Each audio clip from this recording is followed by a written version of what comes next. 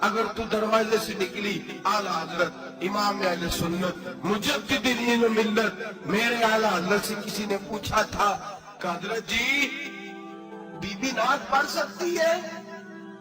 فتاوی رضویہ کی 14ویں جلد be be میلاد پڑھ سکتی ہے؟ میلاد اعلیٰ حضرت نے فرمایا اگر بی بی میلاد پڑھ رہی ہو نعت پڑھ رہی ہو اور اس کی آواز غیر محرم کے کانوں تک جا رہی ہو فرمایا اسے ثواب نہیں ہوگا، اسے حرام کام کرنے کا گناہ دیا جائے۔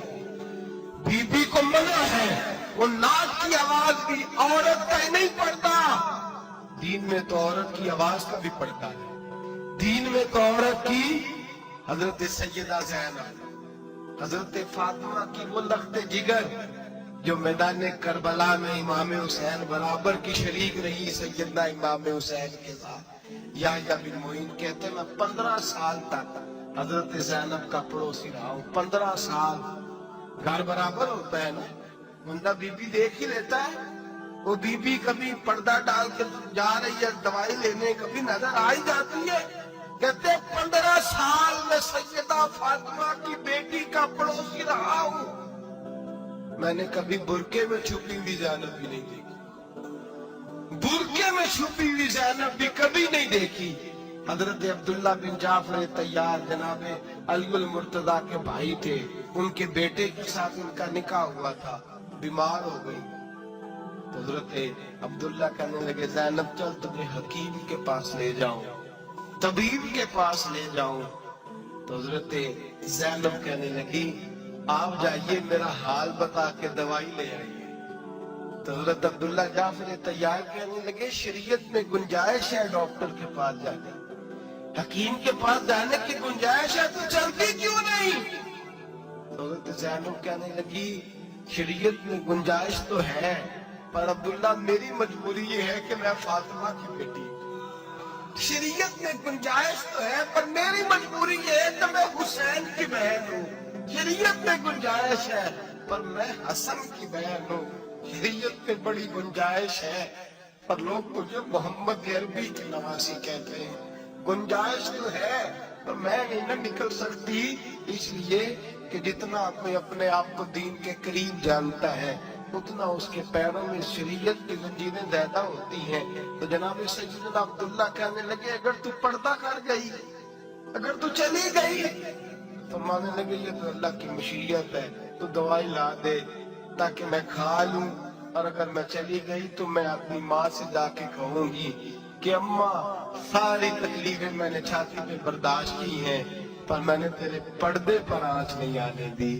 میرے بھائی یہ اسوہ نور ہے، یہ اسوہ حسنہ ہے، یہ ہمیں سکھایا جا رہا ہے۔ میرے حبیب کریم کی بیویوں کا یہ حال تھا، بیویوں کا اپنے گھر کے آنگن میں حضرت عائشہ صدیقہ، حضرت سودا جناب حفصہ اپنے سین میں جب بیٹھتی تھی نا تو دیوار کی طرف منہ کر کے بیٹھتی تھی، دیوار کے ساتھ لگ کے دیوار کی طرف۔ بیبیاں اپنے گھر کے اندر بھی دیوار کی جانب منہ کر کے بیٹھتی تھی۔ لوگ پوچھتی، بیویاں پوچھتی کہ اپنے گھر میں بھی دیوار کو منہ کرنے کا مطلب؟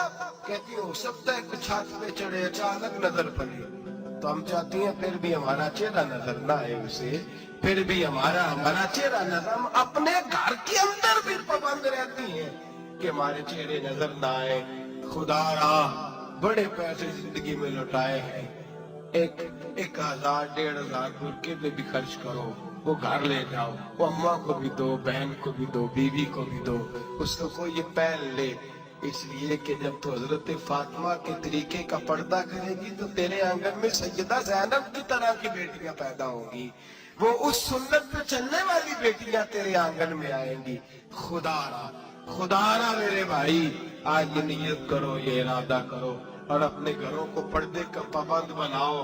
اگر ایک بیٹی پردہ دار ہو گئی تو کئی خاندان پردہ دار ہو جائیں گے، اگر ایک بیٹی پردہ دار ہو گئی تو کئی گھرانے سنوریں گے، کئی جگہ پہ نور پھیلے گا۔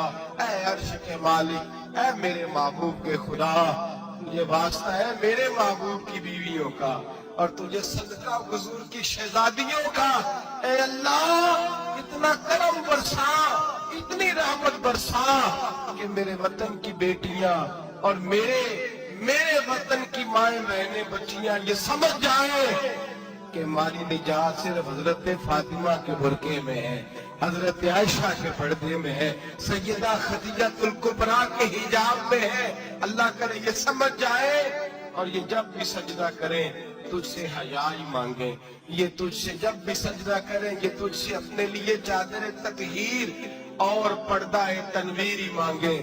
اللہ کرے مجھ بے عمل کی منہ سے نکلے ہوئے لفظ کسی کے دل میں تاثیر بن کے اترے اور پھر دنیا کے اندر یہ رواج عام ہو کہ ہر کوئی پردہ کرے، ہر کوئی با پردہ ہو جائے۔ اے اللہ تو تاثیر نازل فرما، اے اللہ تو عمل کی دولت نازل فرما، اے اللہ ہماری بیٹیوں کو عزت کی چادر عطا فرما، ہمیشہ مدحت خیر الانام میں گزرے۔